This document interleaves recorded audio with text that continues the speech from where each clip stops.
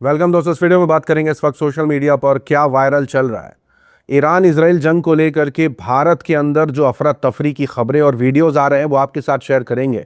पहले तो एलपीजी की लाइनें देखी हमने, लेकिन अब जो तस्वीरें आ रही हैं पेट्रोल डीजल की लाइनों वाली, उसको लेकर के बड़ा शक जो है वो जाहिर किया जा रहा है कि आने वाले वक्त में क्या हो सकता है, क्या कुछ चल रहा है, क्या वीडियो है आपके साथ शेयर करेंगे। और उसी के साथ साथ गोदी मीडिया एकदम खामोश है, क्योंकि मामला पश्चिम बंगाल से है, क्योंकि मामला गोवा से है। जी हाँ, बीजेपी के हवाले से जो खबरें आ रही हैं वो अपने आप में चिंताजनक हैं, लेकिन मजाल है कि मीडिया कुछ बोल दे। इस पर शेयर करेंगे और खुलासा करेंगे कि क्या अपडेट है।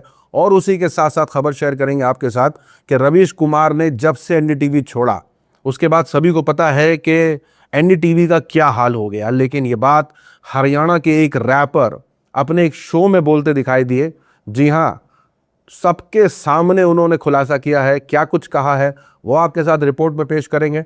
और साथ ही साथ जो भी ईरान और इजराइल और यूएस के बीच चल रहा है और जब एंट्री पाकिस्तान की हुई है उसको लेकर के क्या चल रहा है, शर्तें क्या क्या हैं, क्या कुछ चल रहा है, शेयर करेंगे छोटे बड़े अपडेट इस वीडियो में।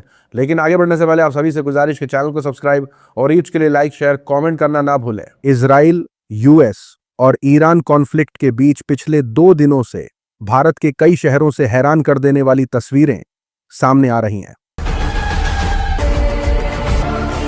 गैस सिलेंडर रिफिल करवाने के लिए लगी लाइनों के बाद लोग अब बड़ी तादाद में पेट्रोल डीजल के लिए लाइनों में लग गए हैं। रश इतना है कि पुलिस प्रशासन को लगाना पड़ गया है।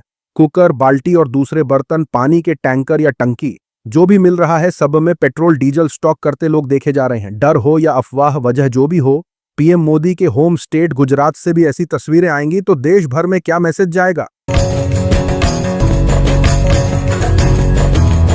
सोशल मीडिया पर चल रहा है कि प्रधानमंत्री मोदी ने संसद में कहा कि कोरोना काल जैसी स्थिति से निपटने के लिए सभी लोग तैयार रहें।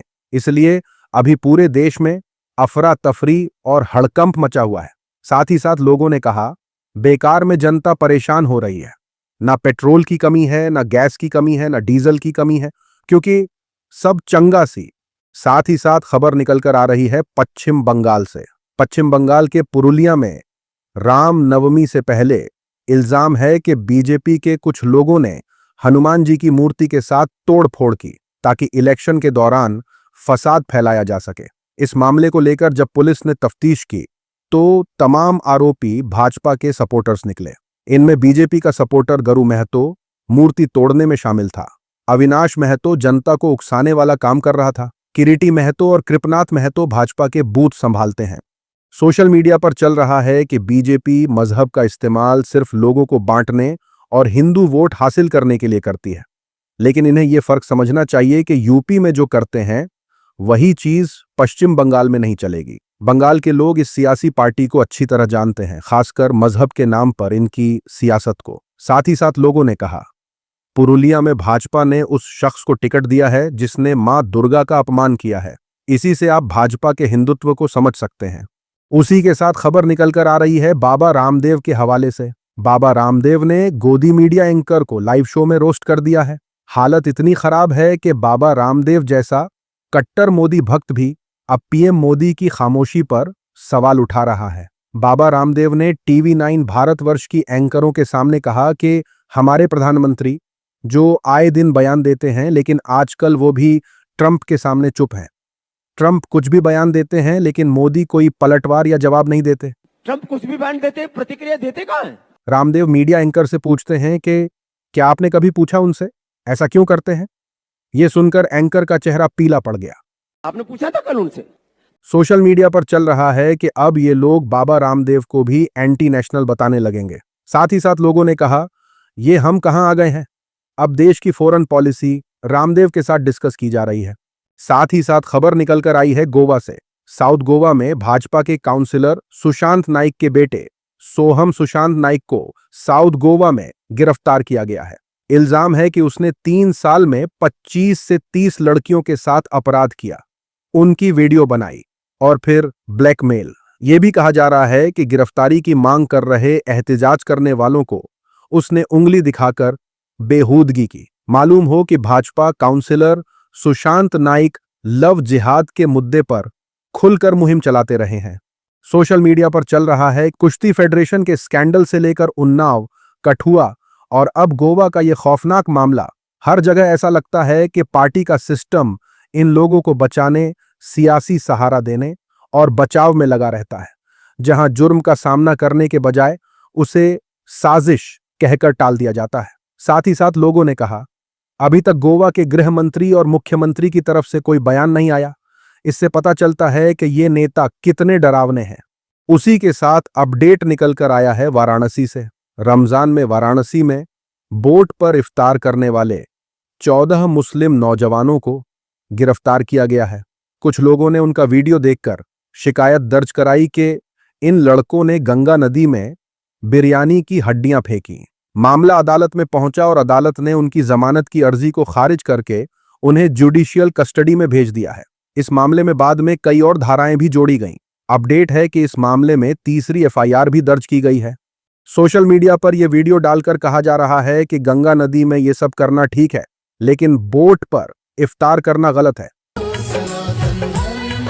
साथ ही साथ लोगों ने कहा, जनता का गुस्सा एक लाइट स्विच की तरह नहीं होना चाहिए, जो सिर्फ तब जलता है जब कोई मुस्लिम नाम लिया जाए।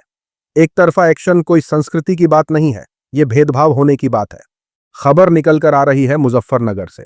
मुजफ्फरनगर में उत्तर प्रदेश पुलिस ने मस्जिदों से 2 दर्जन से ज्यादा लाउडस्पीकर जब्त किए हैं, यह कहकर के साउंड का लेवल ज्यादा था।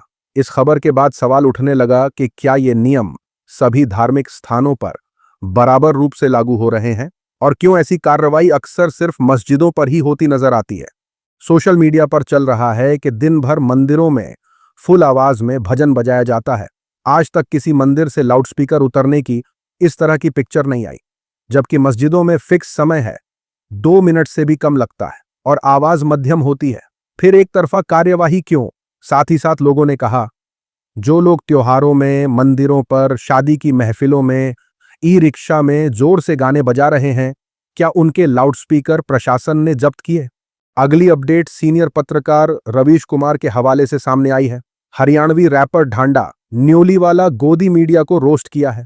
एक लाइव कॉन्सर्ट के दौरान उनका एक वीडियो सोशल मीडिया पर सामने आया, जिसमें वो मीडिया पर तंज कसते नजर आ रहे हैं। ढांडा न्योलीवाला ने कहा, जब से रवीश गया है उस दिन से मीडिया वाले विचार नहीं देखते।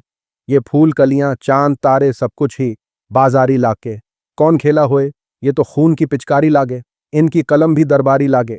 रवीश गया है उस दिन से आज तक मीडिया वाले विचार नहीं देख पाए। सोशल मीडिया पर चल रहा है एनडीटीवी, एक वाहिद चैनल था जिसे लोग सच जानने के लिए देखा करते थे, लेकिन जब से वो अडानी को बेचा गया है, लोगों ने देखना बंद कर दिया है। साथ ही साथ लोगों ने कहा, रवीश के बाद चैनल की टीआरपी ऊपर गई हो, लेकिन देखने वाले लोगों का भरोसा बहुत नीचे जा चुका है। साथ ही साथ ये खबर देखिए, एंकर रुबिका लियाकत ने एक वीडियो शेयर किया जिसमें एक शख्स सड़क पर बेहोश खड़ा नजर आ रहा है। ब्लिंकिट का डिलीवरी एजेंट बताए जा रहे इस शख्स को लेकर रुबिका कहती है कि पंजाब की ये तस्वीर परेशान करती है।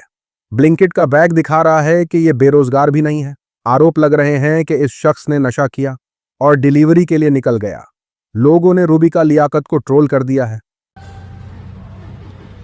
सोशल मीडिया पर चल रहा है कि भाजपा की हुकूमत वाले चंडीगढ़ से बहुत ही चिंता की खबर आई है। गृह मंत्री को इस्तीफा दे देना चाहिए। साथ ही साथ लोगों ने कहा, ब्लिंकिट अगर रोजगार है तो आप ही क्यों नहीं ज्वाइन कर लेती ब्लिंकिट? और मुद्रा पोर्ट वाला ही माल है ये जो पूरा देश फूंक रहा है, अब ये है किसका वो आप जानते हो। अगली अपडेट ईरान जंग के हवाले से सामने आई है। ईरान और यूएस इजराइल जंग के बीच पाकिस्तान ने ऐलान किया है कि वो ईरान और यूएस के बीच सुलह कराएगा। अगर ये दोनों देश मुनासिब समझते हैं तो पाकिस्तान इसके लिए तैयार है। पाकिस्तान के पीएम शहबाज शरीफ ने कहा कि अमेरिका और ईरान अगर बातचीत करना चाहते हैं तो इसकी मेजबानी करना पाकिस्तान के लिए सम्मान की बात होगी। डोनाल्ड ट्रंप ने शहबाज शरीफ का यह पोस्ट भी शेयर किया है। ट्रंप किसी भी हालत में ईरान को रोकना चाहता है। ईरान ने कुछ शर्तें रखी हैं, जैसे खाड़ी देशों में सभी यूएस बेस बंद करने होंगे, ईरान पर सभी पाबंदियां खत्म करनी होंगी, हिजबुल्लाह के खिलाफ इजरायली कैंपेन खत्म करना होगा और एक ऐसा फ्रेमवर्क बनाने की मांग की है जिससे वो हॉर्मुज स्ट्रेट से गुजरने वाले जहाजों से फीस ले सके। रिपोर्ट्स हैं कि आने वाले दिनों में इस्लामाबाद में मीटिंग हो सकती है। हालांकि ईरान ने जंग रोकने का कोई डायरेक्ट ऐलान नहीं किया है। इजराइल ईरान पर अब तक 15,000 बम गिरा चुका है। ईरान आर्मी के स्पोक्सपर्सन लेफ्टिनेंट कर्नल इब्राहिम जोलफघारी ने ट्रंप को जवाब में कहा कि अमेरिका खुद से ही बातचीत कर रहा है। क्या आपके अंदरूनी हालात इतने खराब हो गए हैं कि आप खुद से ही बातचीत कर रहे हैं? हम जैसे लोग आप जैसे लोगों के साथ कभी समझौता नहीं करेंगे, न अभी किया है न आगे करेंगे। आप जिस ताकत की बात करते थे वो अब नाकामी में बदल गई है। अपनी हार को समझौते का नाम मत दीजिए। आपके खोखले वादों का द्वार अब खत्म हो चुका है। کسی هم شما با کسی مثل شما کنار نخواهد آمد، نه حالا و نه هیچ وقت دیگری، و من نصر الا من عند الله العزیز الحکیم। सोशल मीडिया पर सीनियर पत्रकार अजीत अंजुम ने कहा, इजराइल से 15,000 बम खाने के बाद भी ईरान ने अमेरिका और इजराइल दोनों को पानी पिला रखा है। कमाल देश है भाई। साथ ही साथ आम आदमी पार्टी के सांसद संजय सिंह ने कहा, मोदी जी ट्रंप ने तो आपको अच्छा उल्लू बनाया, आपको जबरन इजराइल भेज दिया, ईरान से आपकी दोस्ती खत्म करा दी। अमेरिका इजराइल ने ईरान से जंग भी कर लिया और समझौता करने के लिए पाकिस्तान को बुला लिया। इस पूरे घटनाक्रम में भारत को क्या हासिल हुआ? अपमान, अपमान और सिर्फ अपमान। उसी के साथ खबर निकलकर आई है जुबीन गर्ग के हवाले से। सिंगापुर के कोरोनर ने कहा है कि जुबीन गर्ग की मौत एक हादसा थी, यानी वो गलती से डूब गए थे। 25 मार्च को आई रिपोर्ट के मुताबिक 52 साल के इस स्टार की 19 सितंबर 2025 को लाजरस आइलैंड के पास डूबने से मौत हुई और इसमें किसी की साजिश या गलत हरकत नहीं पाई गई। जांच में सामने आया कि उनके खून में शराब की मात्रा ड्रिंक ड्राइविंग की लिमिट से 4 गुना ज्यादा थी और कुछ दवाइयों के निशान भी मिले। बताया गया कि उन्होंने दोस्तों के साथ शराब पीने के बाद बिना सही लाइफ जैकेट के पानी में तैरने की कोशिश की थी। ये रिपोर्ट असम के मुख्यमंत्री हिमंत बिस्वा शर्मा के उस दावे से अलग है जिसमें उन्होंने इसे मर्डर बताया था, और भारत में चल रही जांच से भी मामला अलग दिशा में जा रहा है। सोशल मीडिया पर चल रहा है कि इसका मतलब क्या हिमंत बिस्वा शर्मा झूठ बोल रहे हैं या सिंगापुर पुलिस झूठ बोल रही है? साथ ही साथ जुबैर ने कहा, असम में चुनाव का समय है, तो जाहिर है कि सिंगापुर पुलिस जुबीन गर्ग की मौत के बारे में झूठ बोल रही होगी। असम के मुख्यमंत्री हिमंत बिस्वा शर्मा झूठ बोलकर क्या हासिल करेंगे? आज की वीडियो में इतना ही। अपनी राय सुझाव कमेंट में जरूर बताएं। मिलूंगा आप सभी से अगले वीडियो में। तब तक के लिए अपना ख्याल रखें।